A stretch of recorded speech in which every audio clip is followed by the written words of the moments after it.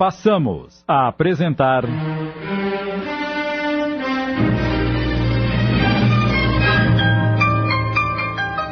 A Caminho da Redenção, obra de Eça de Queiroz, psicografada por Wanda Canuti. Adaptação Sidney Carbone.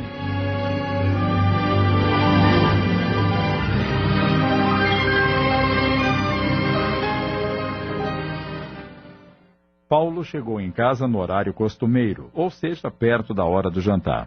Havia trabalhado a tarde toda na indústria, estava cansado pela noite anterior e por tantas emoções. E logo após o jantar, subiu para seu quarto, deitou-se e dormiu profundamente. Uma hora depois, Idalina fez o mesmo. Deitou-se ao lado do marido e de soslaio observava-o de vez em quando. Estava curiosa para saber como estavam as meninas, mas, orgulhosa e ferida, nunca se atrevia a perguntar. E pensava: não quero mais tocar nesse assunto com ele, mesmo porque só lhe dirijo a palavra na frente dos nossos filhos. Também não vou dar o gostinho dele pensar que estou interessada em suas filhas. Não estou e nunca estarei. Pensei nelas apenas por uma curiosidade que não consegui refrear. Nada mais. 4 dias se passaram. Finalmente, Paulo conseguiu a pessoa que procurava para cuidar de suas filhas. Tratava-se de Dona Marta, uma senhora de 40 anos, viúva e sem filhos, que fora indicada por um amigo, ao qual Paulo revelara seu drama e problema, pedindo-lhe sigilo. Assim que a conheceu, tomou-se de simpatia por ela. Ele próprio a levou até as meninas, conversou com elas e dispensou a criada de Leda. Resolvida essa questão, decidiu que esperaria mais algum tempo e então revelaria às filhas que tinha uma outra família. Não queria mais saber de mentiras e omissão.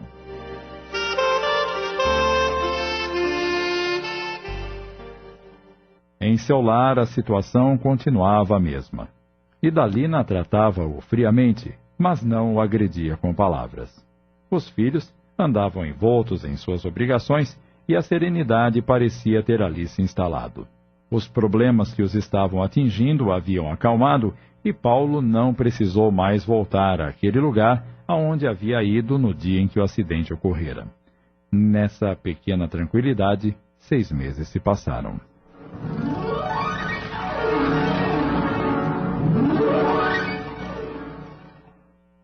Celina e Célia, cuidadas com carinho por Dona Marta, já estavam se habituando sem a presença da mãe. Paulo as visitava sempre que podia e passavam horas muito agradáveis. Neste ponto da história, Idalina já havia se afastado totalmente do marido. Mantinha as aparências, mas suas mágoas ainda não haviam cessado. Nunca perguntou pelas filhas de Paulo, mas Leda, certa ocasião, quis contar-lhe. Afinal, ela deveria saber o que se passava. Depois de ouvi-la: vou lhe pedir um favor, Leda. Nunca mais me fale sobre esse assunto. Sinceramente, ele não me interessa. Eduardo, Jane e Dulce às vezes achavam os pais um tanto estranhos e faziam perguntas. Alguma coisa não vai bem entre vocês? Nunca mais os vimos saírem juntos. Vocês não se desgrudavam. Se estão com algum problema, contem-nos. Talvez possamos ajudar. Afinal, somos os seus filhos. E só queremos que sejam felizes. Nessas horas, Idalina chegava-se ao marido, abraçava-o e pedia-lhe: diga-lhes, Paulo, que nunca estivemos tão bem em toda a nossa vida. Que apesar de tantos anos decorridos, ainda nos amamos muito. Sua mãe tem toda a razão, meus filhos. Mas vocês devem entender que, com o passar do tempo, vamos deixando certos hábitos de lado. O fato de não sairmos mais não quer dizer que a nossa relação esfriou. Pelo contrário, ela está mais quente do que nunca. Acontece que hoje preferimos ficar em casa, curtindo o aconchego do nosso lar. Entretanto, após esses 6 meses em que viviam nessas condições, um fato estranho ocorreu. Certa noite, a família estava reunida na sala após o jantar, quando um grande barulho foi ouvido por toda a casa vindo da cozinha. O que foi isso? Não faço a menor ideia. Parece que tudo que havia na cozinha foi ao chão. Mas não há ninguém lá. A cozinheira já foi embora faz tempo. Vamos ver isso. Todos se dirigiram para a cozinha, mas, lá chegando... Que estranho! Não aconteceu nada aqui. As louças, as panelas, estão todas em seu devido lugar. E como se explica aquele barulho, então? Os comentários foram os mais desencontrados possíveis. Idalina lembrou-se logo do período difícil por que haviam passado, quando os gemidos eram ouvidos, e não pôde deixar de pensar naquela mulher. Mas ela já não existe. A mansão não mais lhe interessa. Após a sua morte, tudo voltou ao normal. O que será agora? Mais alguém querendo nos amedrontar? Paulo teve os mesmos pensamentos. Meu Deus, o que significa isso? Sinto algo estranho pairando no ar, como se alguém invisível estivesse aqui.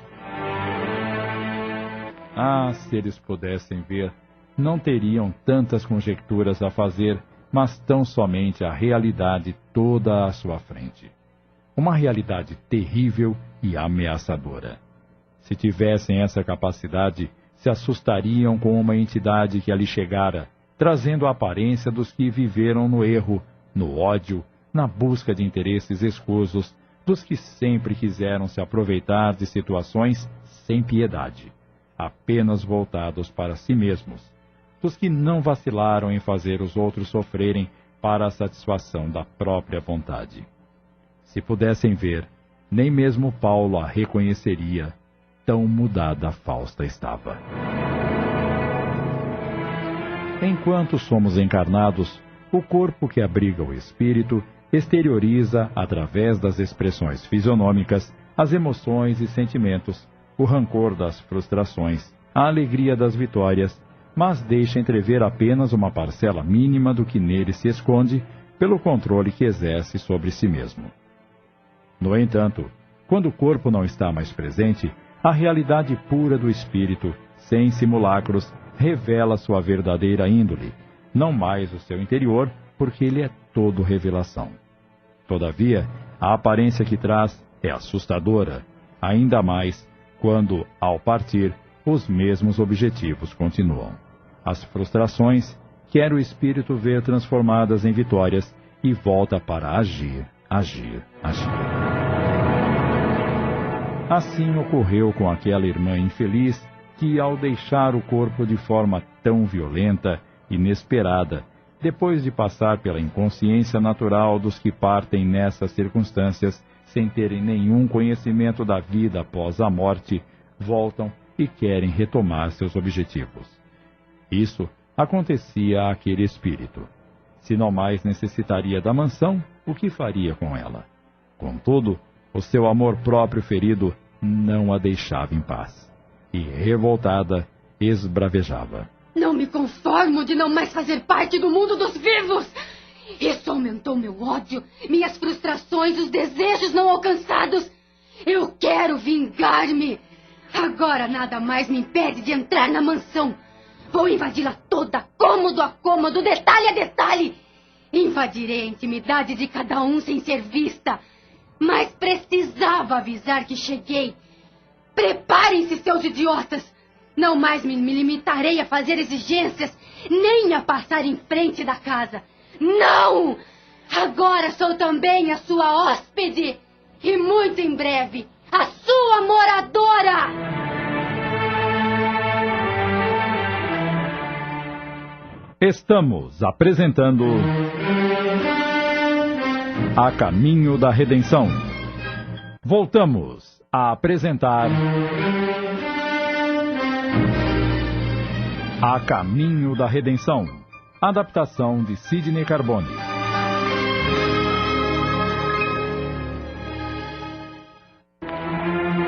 Não consegui o que pretendia no corpo material. Fui lesada nos meus sonhos e pela própria vida. Mas agora que estou, eu me vingarei de Paulo, da esposa e dos filhos, de todos. E para não alegarem desconhecimento, já avisei-os de que cheguei. Aquela noite estava estragada para todos. Ninguém mais naquela casa teria sossego, conquanto ainda não soubessem quem chegara e o que os aguardava. O aviso fora dado, apenas ninguém o entendeu. Era o início e a sua ação começaria a agir. Paulo lembrou-se muito de Fausta e era necessário para compreender que ela chegara, mas nisso ele não pensara. Jamais poderia imaginar que ela, em espírito, um dia se instalasse em sua casa. Se disséssemos que viera sozinha, omitiríamos dados. O mal é sempre muito extenso, e para a consecução dos objetivos colimados, sempre encontramos dispostos a nos ajudar, é só solicitar. Por isso, aqueles que se dispõem a trabalhar em prejuízo de alguém ou de alguma causa, extorquindo dos que solicitam quantias vultosas, encontram sempre à disposição um grande número de espíritos apegados ao mal, prontos a cooperar. E trabalham com tanto amor, se assim pudermos denominar, com tanta dedicação, que frequentemente vão além do que lhes foi solicitado e perdem a medida do equilíbrio. Mas voltemos à nossa irmã. O seu desejo de promover naquele lar a degradação familiar era tão intenso que precisava de companheiros e encontrou-os logo e muitos. Foi só fazer uma visita ao local onde pagava para conseguir os seus intentos e lá encontrou às ordens muitos que a ajudariam. E disse-lhes: Mas eu estarei no comando. Esta ação terá minha chefia direta, as minhas diretrizes. E nenhuma oportunidade será perdida. Nenhum momento propício deixarei para trás. Será uma ação intensa sobre todos.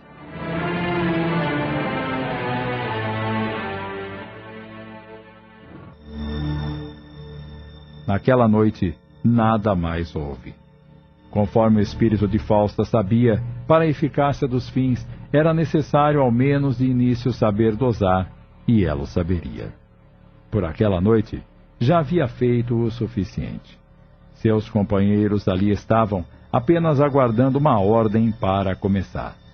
A família moradora da casa era composta por 5 pessoas, mas se vissem quantos eram os hóspedes desencarnados, seus habitantes temporários se assustariam. O trabalho a que ela se propusera agora seria diferente. Atuaria juntamente com seus companheiros apenas nas mentes. Seria uma ação de mente a mente. Muito inteligente, pois que se a mente comanda o corpo, todos passariam a fazer exatamente o que ela desejasse. Usando da sugestão mental, tão desencontrada, desequilibrada, logo seriam julgados dementes um a um. A primeira seria Idalina. Sim, desmoronando a mola mestre, todo o resto ruiria. Os prognósticos para o desempenho do seu trabalho eram, em essência, esses. E, no final, a mansão, que não quiseram lhe dar, estaria totalmente vazia. Não que a quisesse mais para si, nada faria com ela, a menos que a transformasse no seu reduto, de onde partiria para novas empreitadas, e como soldado cansado se refrega, voltaria ao seu posto para o descanso merecido, enquanto outras manobras não a solicitassem.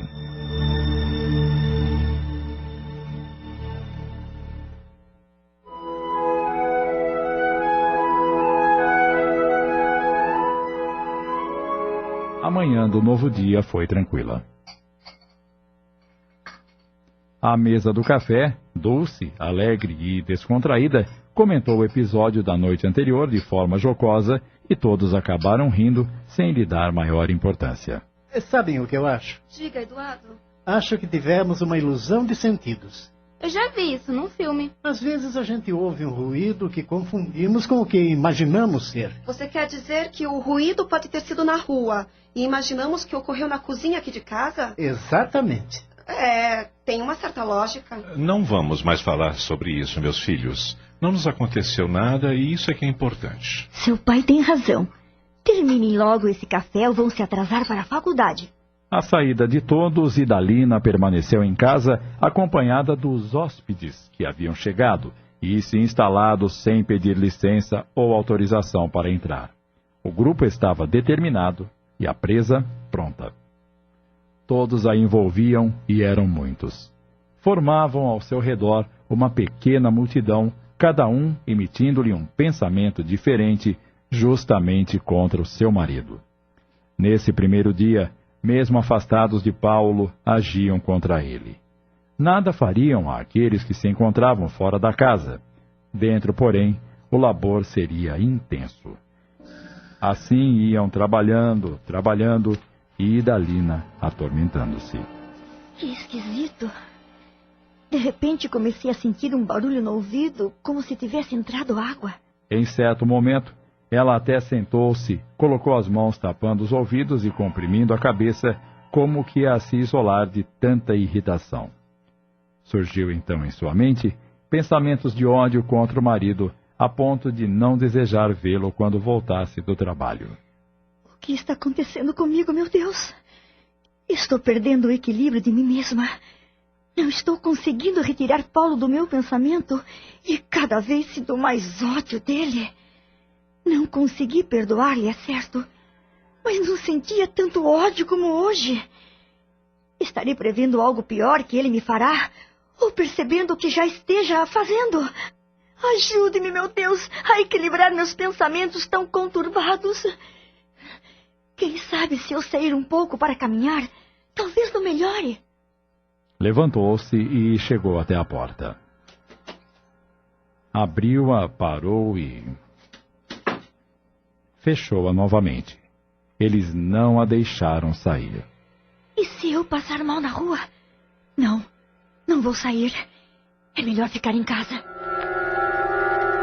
Mais alguns instantes se passaram e aquela sensação era horrível. Sinto-me enlouquecer, meu Deus.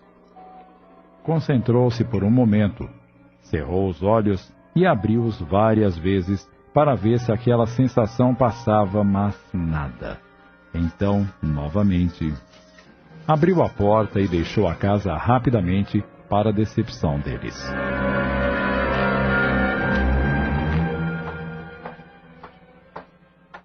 Idalina deixou a casa atormentada, mas à medida que caminhava, sua mente ia se aclarando e começou a perceber as pessoas que com ela cruzavam.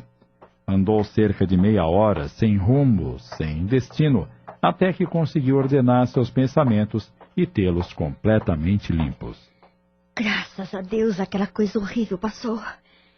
Não estou sentindo mais nada. Preciso voltar para casa. Fez meia volta e retornou. Em frente à sua casa, ao ter que entrar, sem saber por quê, sentiu receio, mas decidida. Abriu a porta e entrou. Sentia um ligeiro cansaço pela caminhada ininterrupta, por isso, sentou-se no sofá para descansar um pouco. Logo, uma criada veio perguntar-lhe algo. Enquanto ela falava, mesmo Idalina, tendo ouvido, não conseguia responder. Não lembrava o que lhe fora perguntado, e novamente sua cabeça ficou transtornada. O que foi que você perguntou mesmo, Sinira? Desculpe, mas estou confusa, estranha. Não consigo ordenar meus pensamentos. Eu estou passando mal. Acho que minha cabeça vai explodir.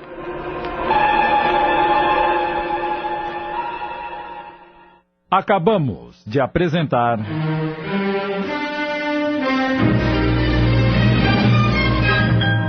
A Caminho da Redenção, obra de Eça de Queiroz, psicografada por Wanda Canuti em 20 capítulos.